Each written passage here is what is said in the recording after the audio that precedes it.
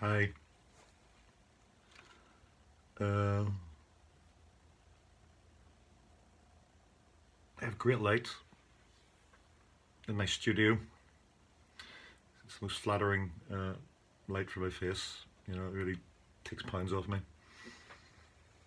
That's just the production budget. Yeah, since the last time I did one of these, I've turned 46. I'm 46 years old. Um, Going through a state of kind of slightly depressive ennui. Aren't we all, I suppose? You know, I look like I've just come back from a shit regional festival. The hat, with no skincare to speak of anymore, darlings, and just, you know, uncertain about the future. And standing in a room reading from the big red book of golden anecdotes, speaking into a camera for, what is it, catharsis, entertainment. Whose entertainment? My own. This is just a massive act of masturbatory relief for me, metaphorically speaking. Not obviously literally. That would be, well, you can't put that kind of stuff online. Well, not on the channels that I usually opt for. But yeah. So I've got a wee story here about. Well, I can't even. You know what camera poise is all about. You know, I put a wee bit of tape on the ground where to stand, and I still trip over my own feet. Yeah, and I'm just drinking and eating, putting on weight, going for long walks that don't seem to have any effect. Clearly taken to not giving a fuck about what I wear anymore. It's like I got dressed in the dark, but not in the good dark. You know, I got dressed in the dark in my, you know, grandfather's wardrobe. Like my grandfather after he went senile. They have a lot of cardies and like things like this. Here's a story about an act of simple human kindness that touched me. It's a long time ago, and I miss these things. You forget that people are lovely. I did get a lot of Facebook birthday messages. They were nice. You know, from people you half know online. The one thing that you used to think was the slightest thing that one could do is now probably the biggest and, you know, most profound thing. Simple happy birthday. So there you go. I got lots of those, so I feel like a special boy. And here's a day that someone, a random stranger, did an act of kindness that renewed my faith in humanity, like all those birthday greetings.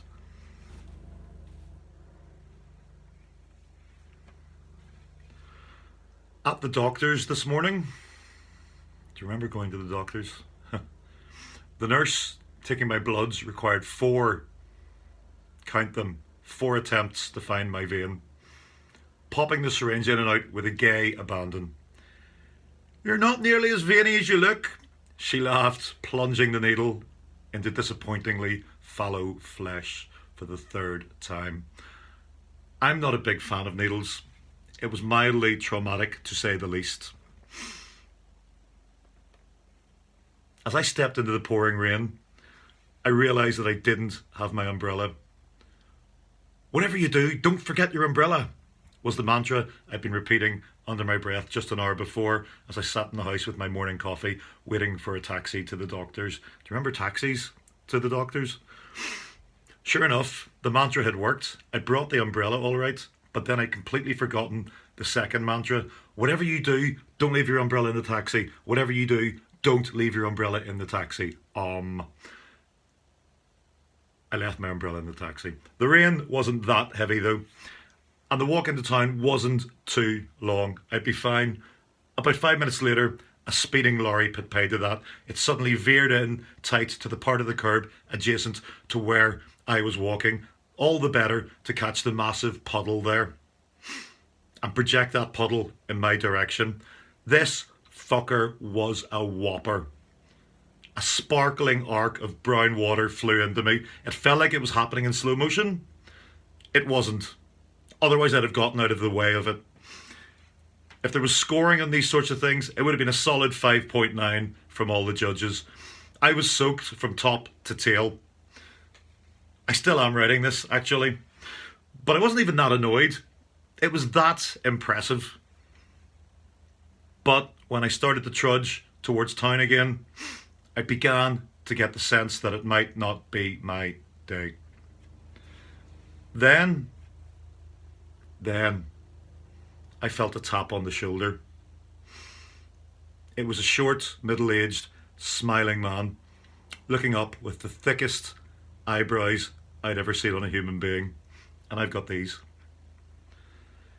His English wasn't great, but he was called Joao, and he was from Portugal, or Joao. And he'd been here in Belfast for 2 years, and he was offering to share his umbrella with me. He pulled me in under the protective canopy of his Bank of Ireland golfer with a friendly smile. We walked towards town then together, not saying much, because my Portuguese was way lousier than his English. I have to go this way now, he said apologetically after about 15 minutes, seeing that our paths were now diverging. We shook hands, and he said he hoped he'd see me again. Thankfully not when it's raining, I said, always ready with a dumb laugh at the wrong moment. But we both laughed, although I think he was just being polite. I wanted to add, thanks, Joao. You've made my day.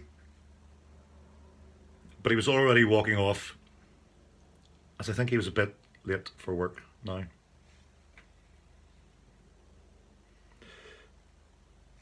Lovely moments. I love those little real moments that, people surprise you, life surprises you, an individual steps up and does something just small and wonderful, or, just without thought for themselves, or just with, a consideration for others.